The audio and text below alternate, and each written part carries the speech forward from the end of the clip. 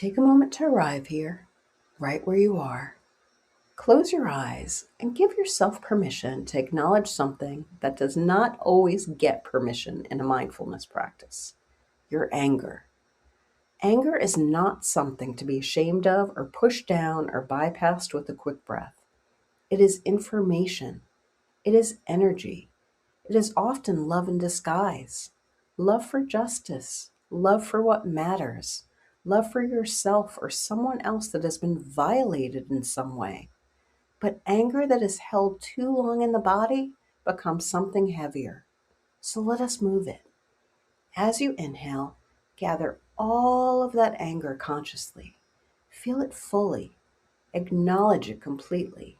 Yes, this made me angry. This was not okay. My anger is valid. And as you exhale, push it out forcefully through your mouth. Not a gentle breath, but a real release, like smoke leaving your body, like pressure finally finding its outlet. Please do this as many times as you need.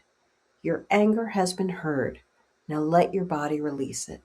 I am sending so much love.